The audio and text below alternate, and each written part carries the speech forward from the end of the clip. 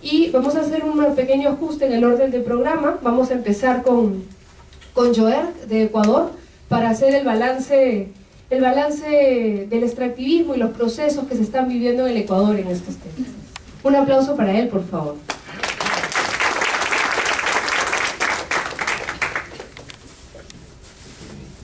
Muchas gracias, Alejandra. Y bueno, buenas noches, bienvenidas. Yo les voy a dar muy breve una introducción al tema del extractivismo en el Ecuador. Él dice: el summa causae o buen vivir, planteado en la Constitución de Montecristi, nos conmina a superar el extractivismo y a construir conscientemente una economía post-petrolera. Y si hablamos de economía post-petrolera, no estamos pensando en que aparezca un nuevo producto primario que nos permita sobrevivir en el mercado internacional. Debemos entender que el hecho de ser países productores y exportadores de recursos naturales no conduce al desarrollo. Esto, si se fijan, es una cita de un libro que se llama La maldición de la abundancia, un libro escrito en el año 2009. Siguiente, por favor. Y esto es una noticia de un periódico ecuatoriano, del periódico oficial, El Telégrafo, del 5 de marzo de 2012, es decir, 3 años después, que justo ese día, el 5 de marzo, empezó la gran minería en el Ecuador. Es decir, algo que aquí ustedes conocen desde hace varios años, empezó recién hace 2 meses en el Ecuador con la firma del primer contrato de minería a gran escala. Bueno, ¿qué buscamos en la iniciativa Transiciones? Buscamos una transición de modelo económico basado en el extractivismo, con reglas de libre comercio hacia otro guiado por los valores de justicia, dignidad humana, compasión y la reverencia por la vida. Voy a dar es no solamente el extractivismo, sino para que les quiero dar una muy breve idea de lo que es un tema muy rescatable en el Ecuador, el tema de transiciones, y eso es la nueva Constitución del año 2008. En el preámbulo de la Constitución dice: decidimos construir una nueva forma de convivencia ciudadana en diversidad y armonía con la naturaleza para alcanzar el buen vivir, el summa causae. Esto es uno de los temas nuevos, o bastante nuevos, muy nuevos en la Constitución, es el tema del buen vivir, los derechos del buen vivir. Y el segundo tema, que es la primera Constitución que vamos a mirar un poco más adelante, del mundo, que también tiene la Constitución los derechos de la naturaleza. Sobre el buen vivir, dice Alberto Acosta: no es una originalidad ni una novelería de los procesos políticos de inicios del siglo XXI en los países andinos. Los pueblos y nacionalidades ancestrales de la Via Yala no son los únicos portadores de estas propuestas. El buen vivir forma parte de una larga búsqueda de alternativas de vida fraguadas en el calor de las luchas de la humanidad por la emancipación y la vida. Y tengo 2 breves citas sobre los derechos de la naturaleza. Estas 2 citas forman parte de la Constitución mismo. Es el artículo 71 y dice: la naturaleza o Pachamama, donde se reproduce y realiza la vida, tiene derecho a que se respete integralmente su existencia y el mantenimiento y regeneración de sus ciclos vitales, estructura, funciones y procesos evolutivos. Toda persona, comunidad, pueblo o nacionalidad podrá exigir a la autoridad pública el cumplimiento de los derechos de la naturaleza. Para aplicar e interpretar estos derechos se observarán los principios establecidos en la Constitución en lo que proceda. Bueno, ahora digamos el proyecto más emblemático de las transiciones en el Ecuador es la iniciativa Yasuní Tete. La iniciativa Yasuní ITT fue lanzado oficialmente en el año 2007, pero hubo discusiones dentro de la sociedad civil desde varios años anteriores. Aquí tenemos un mapa que muestra la complejidad. Lo primero es el verde que chilla. Eso es el Parque Nacional de Yasuní, un parque que fue creado en el año 1979 y tiene casi 1 millón de hectáreas. Después, lo segundo que tenemos es esto en el rojo. Esto es el territorio Waorani, un territorio de pueblos indígenas, y lo que vemos aquí en este medio transparente por encima del rojo y del verde, esto es la zona intangible. Es decir, en este parque nacional y en este territorio indígena, en esta zona, viven los últimos pueblos en aislamiento voluntario del país, del Ecuador. Y por último tenemos, no por penúltimo, porque falta uno, el ITT, tenemos todo lo que está en celeste alrededor. Todos estos áreas, más lo celeste, eso es la reserva de biosfera Yasuní. Es decir, también es una categoría internacional de la UNESCO. Y esta reserva de biosfera tiene en total 1.6 millones de hectáreas. Y lo que vemos con estos números son los bloques petroleros. Hasta ahora, los primeros 40 años, la explotación de petróleo en el Ecuador está concentrado en la zona del Yasuní hacia el norte, es decir, la Amazonía norte del Ecuador. Y ahí vemos que todo el lado sur también ya está loteado, es decir, ya están los bloques, pero todavía no hay contratos para esta zona. Y aquí dentro del Parque Yasuní encontramos el ITT.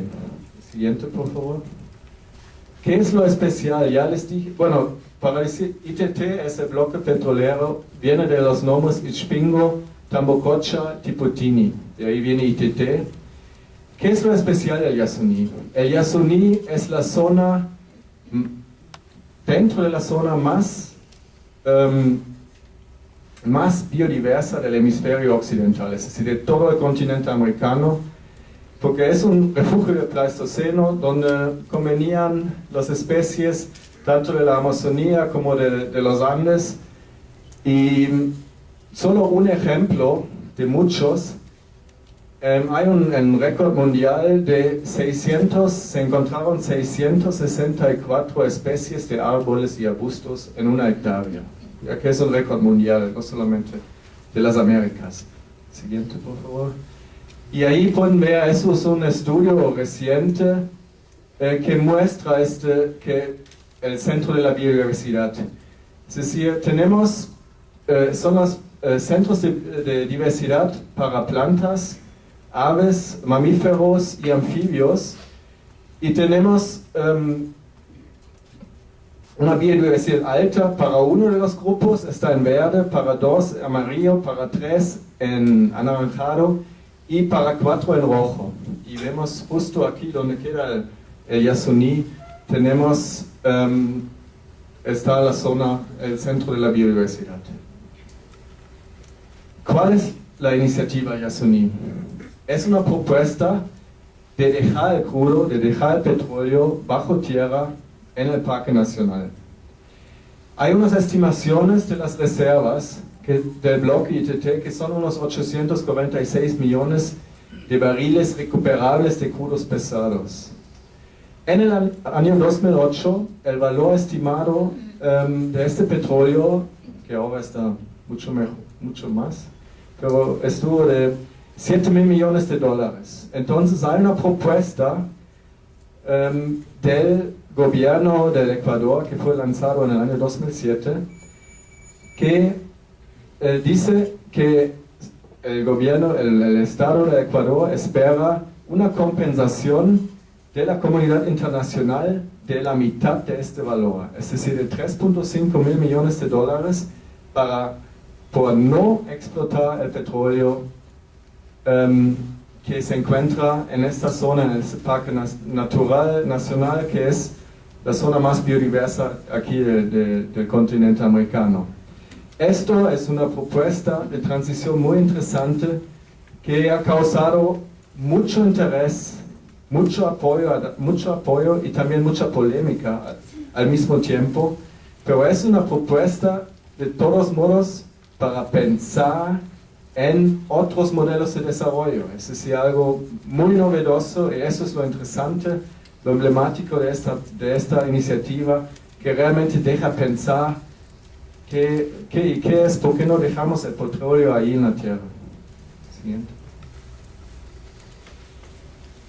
Esta iniciativa ITT constituye un punto de ruptura en la historia ambiental y también es, aunque no exclusivamente, una propuesta emblemática para enfrentar en la práctica el calentamiento global. Supera la etapa de los discursos sin propuestas efectivas. Es un paso vigoroso para cuestionar la lógica del desarrollo extractivista, primario exportador, y simultáneamente es una opción para construir globalmente el buen vivir. Entendido como la vida en armonía de los seres humanos consigo mismos y con la naturaleza. El proyecto en concreto se sustenta en una visión respetuosa de la naturaleza y de las opciones culturales de los pueblos libres en aislamiento voluntario que todavía habitan en ese territorio amazónico. Otra cita de Alberto Acosta, que es una de las personas que también mucho se ha involucrado en desarrollar esta iniciativa. El siguiente punto es la minería a gran escala. Ahí, como ya les dije en la introducción, la situación es muy diferente de la situación aquí en el Perú, o la situación en Bolivia, o también la situación en Colombia. Pero por el momento hay 16 proyectos de minería industrial, es decir, de minería a gran escala, identificadas como estratégicos en el país. Todos estos están ubicados en zonas ricas en biodiversidad y en medio de poblaciones humanas altamente vulnerables. Se encuentran o en el bosque tropical húmedo, especialmente en la Amazonía Sur, y en los páramos, que son ecosistemas muy importantes por la provisión del agua, pero también muy biodiversas en la alta montaña, en la sierra. Es decir, ahí tenemos una perspectiva en el Ecuador de unos impactos socioambientales de una magnitud que en el Ecuador hasta ahora no conocemos, desconocemos. En este mapa, disculpen, la calidad no es muy buena, es de una publicación, pero no está muy buena, pero aquí ven, ven la distribución geográfica de las concesiones mineras en todo el país. Lo que está en verde son las áreas, los parques nacionales. Esto es el Yasuní por la ubicación, que está en el límite con el Perú. Otros parques nacionales, y todo lo que está en gris son bosques protectores, otra categoría de protección. Y lo que está en lila son las concesiones mineras. Y ahí vemos que la distribución, esto es la Amazonía Sur, aquí hay una gran concentración, justo toda la zona, es decir, la cordillera del Cóndor, toda la zona limítrofe con el Perú, y la otra concentración está alrededor, a lo largo de la sierra, de la cordillera, pero en general la mayor concentración queda en el sur del país. Y aquí vemos que son los primeros 5 proyectos en proceso de firma ya. Mejor dicho, el proyecto Mirador, es el primero que fue firmado el 5 de marzo, lo que les mostré. Y ahí vemos que 3 de los proyectos se encuentran en la Amazonía Sur, en las provincias Morona Santiago y San Mora Chinchipe, y 2 en la provincia de La Suay, cuya capital es Cuenca, es decir, la provincia de Cuenca. tres, perdón, que estos se encuentran en el páramo, es decir, 3 en el páramo y 3 en el bosque tropical húmedo de la Amazonía. Si quieren informarse más sobre el tema de la minería en el Ecuador, entonces eso es un nuevo libro que salió recién en este año, se llama La minería a gran escala en el Ecuador, que está escrito por William Saja y Alberto Acosta y se encuentra todo el libro pueden bajar del internet. Bueno, con eso ya casi termino y como último, el buen vivir no es un discurso, sino es la conciencia, la sabiduría y la práctica de vivir en armonía con la Pachamama, la tierra viva. Muchas gracias.